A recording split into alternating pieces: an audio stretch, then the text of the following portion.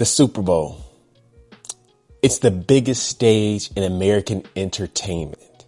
It's the one night where sports, music, and culture collide under the brightest lights. And in 2025, that moment belonged to Kendrick Lamar.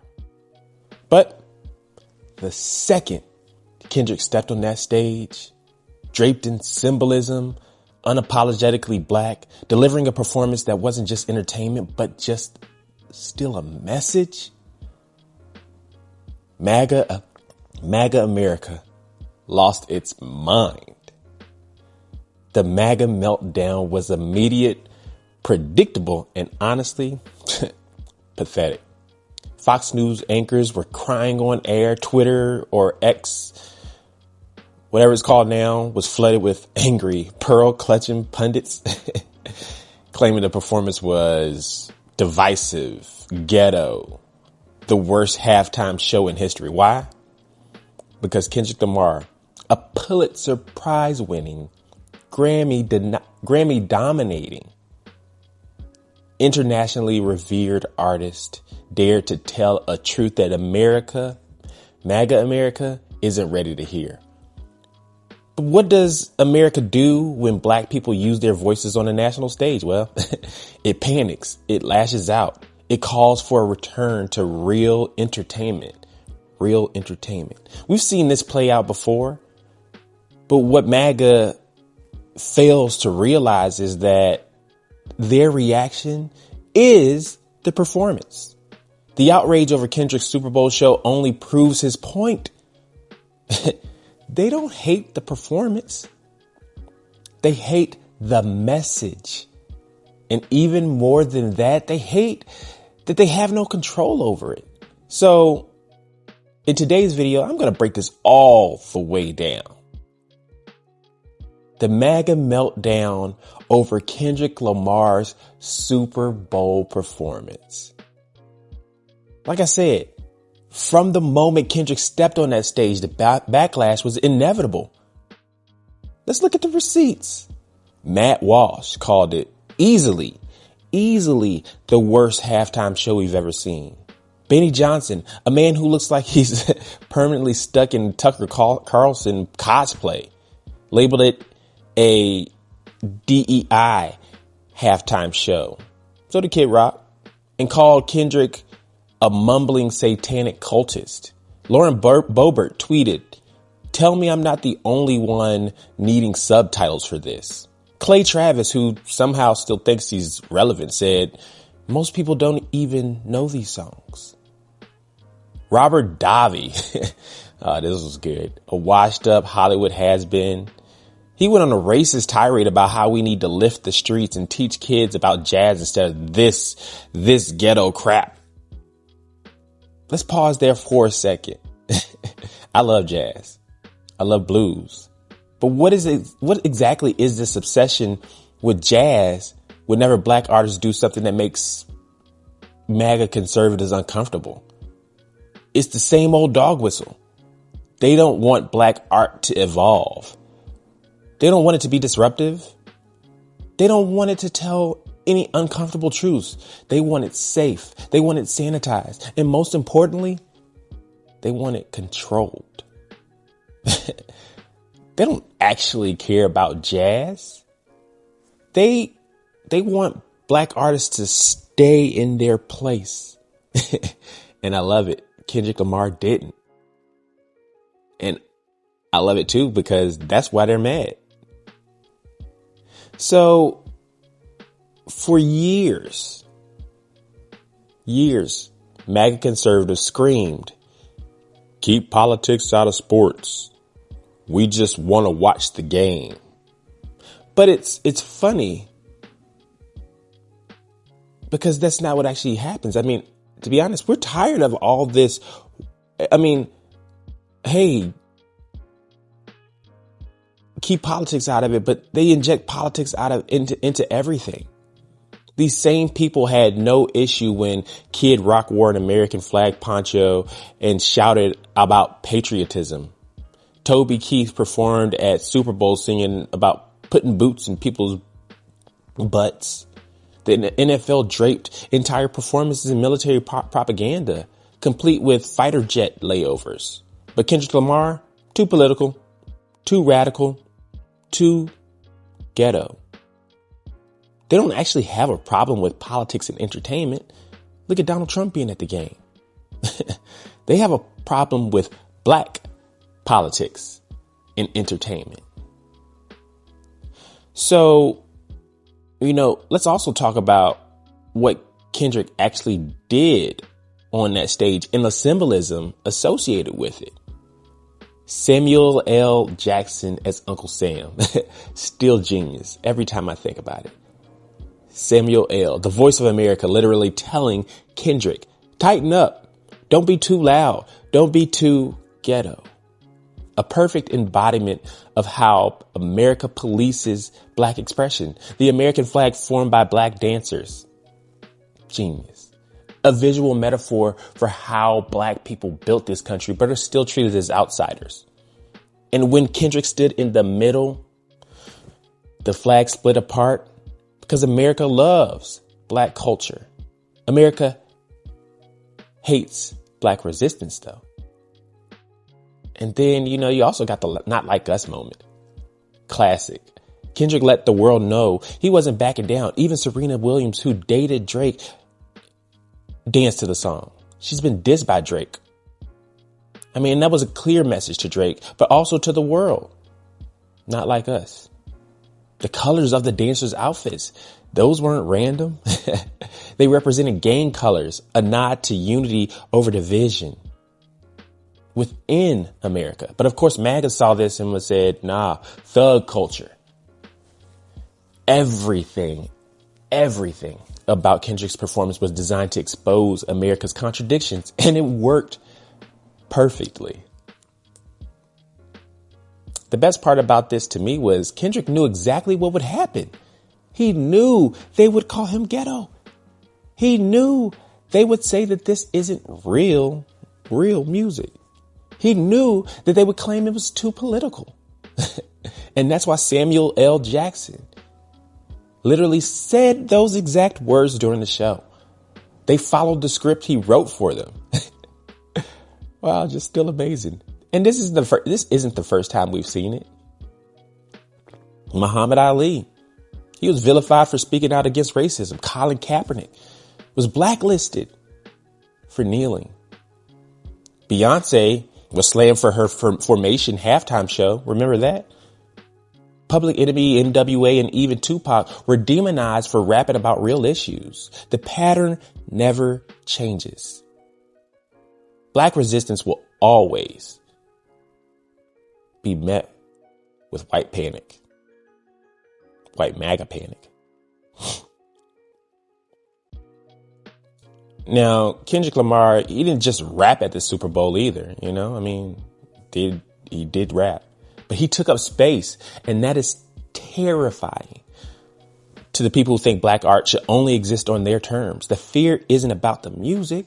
It's about power. Black artists like K-Dot, Beyonce, Prince, and Michael Jackson are dangerous to the status quo because they represent black art without white approval. And that's scary to them. But when you think about Kendrick Lamar's legacy and the power of black art, no matter how loud they cry, no matter how many think pieces they write or videos they put out, the only thing that remains true is Kendrick won. His performance was unapologetically black. It is still out there. Nothing Fox News says can change that. And the numbers don't lie. Over 100 million people watched it. His music stream skyrocketed by over 300%. The entire country is talking about him. I'm talking about him. He did what art is supposed to do. He made people uncomfortable. He forced a conversation and he left an impact. That's the power of black art. It doesn't just entertain, it disrupts. It challenges. It forces America to look at itself. And then when you think about also like who gets to even determine and define what American art is, the reaction to Kendrick's performance proves another point. The battle over who gets to define American art is far from over. MAGA conservatives love to consume black culture, but only on their terms. They'll dance to hip hop beats at their campaign rallies. They'll blast rap music in their trucks, even at basketball and football games. They'll use our slang, copy our style. But the second black artists use their platform to speak truth to power, it's a problem. They want our culture, but not our voices. They want our creativity, but not our criticism. And Kendrick Lamar, he made it possible for them to ignore us.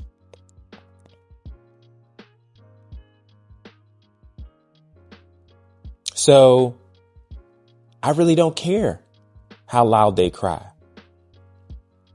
I really don't care how many videos they put out. Again, Kendrick killed it. And everyone, over 100 million people saw it. Like, when you think about them calling jazz and blues art, but rap not art, what does that mean? Like, that's the conversation we need to have. How is this not art when it's leaving an impact? How is this not art when it's got a message to it? How is this not art when it doesn't force you to make adjustments, inspire conversations? It has different ways of living. And so the reaction to Kendrick's performance proves one thing. The battle over who gets to define American art is far, far, far, far from over. Like, think about it. You go to a basketball game and that's all you hear. Hip hop music. Go to parties. Hip hop music. Listen to the terms that they're using. FAFO. I'm kind of sick and tired of all the folks talking about finding out, effing around and finding out. Like, that's been in the community for so long. They don't ignore us. Only ignore us when it's convenient.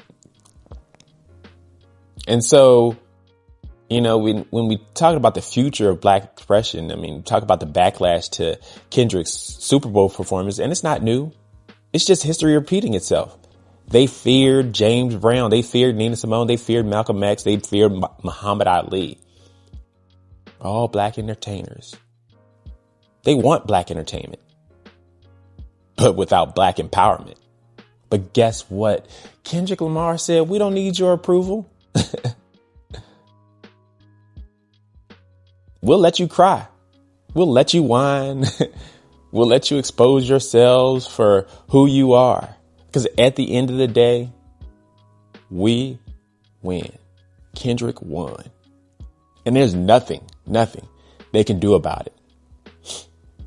So as a new first-time dad, I'm going to tell you, baby girl, you're going to grow up and see the world for what it is. And when that day comes, I want you to be ready. You're going to be brilliant, talented, strong, fearless. But you're also going to see people try to put limits on you.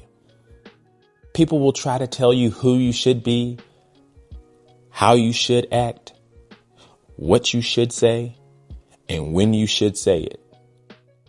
And I need you to understand something. The world does not get to define you. And I know this video is getting long, but today I want to give you 10 lessons, 10 truths, 10 guiding lights that will help you navigate a world that isn't always fair, but is always yours to conquer. And we're going to use Kendrick Lamar's Super Bowl halftime show and the backlash against it to illustrate every single one of them. So sit tight, folks. This one is important. Lesson 1. People will fear your confidence. Stand tall anyway.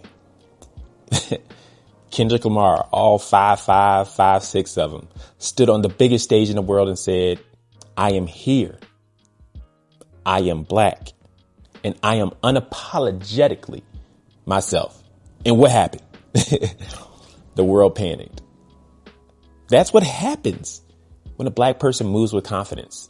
Some people are so used to blackness being packaged and watered down for their comfort that when they see someone standing boldly in their truth, they feel threatened.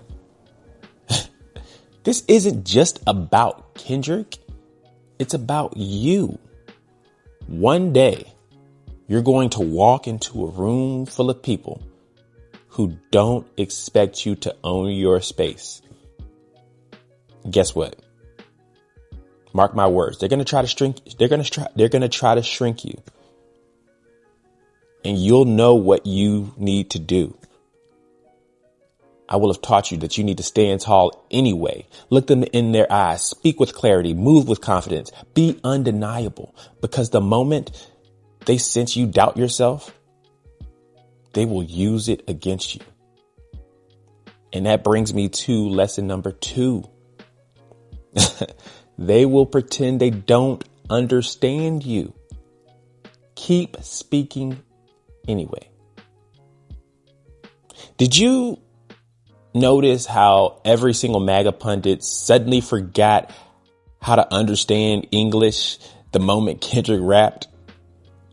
I need subtitles. I can't understand what he's saying. Is this even music? Baby girl, this is an old trick, an old trope. When people don't want to hear your truth, they pretend they don't understand it. You know what they'll say? They'll say you're too loud, too aggressive, too angry, too complicated. Don't fall for it. You don't need to shrink your message so that they can keep up. You don't need to soften your voice so they feel comfortable. Baby girl, say what you need to say. Say it clearly. And if they claim they don't get it, that's their problem. Not yours. Lesson number 3. Excellence. It won't always be respected, but you still got to do it anyway. Kendrick Lamar is one of the greatest artists of our time, of my generation. Like, just think about it. A Pulitzer Prize winner, a multi-time Grammy winner. He's just won 5 Grammys on a diss track, a cultural icon. And I bet with his halftime show, he will have an Emmy too. And yet they still tried to play him like he was nobody. They acted like he wasn't talented, like he didn't deserve the stage, like his art wasn't real music. And here's the lesson. Even when you're great, they will still try to downplay you. And they might still try to downplay you. I'm not saying guarantee, but they might still act like you don't deserve what you've earned. They might move the goalpost every time you win. So what do? You keep being excellent. You keep winning. Not because they'll respect you, but because you deserve to be great for you. Lesson number 4. They want your culture, not your truth, but never, never let them separate the two.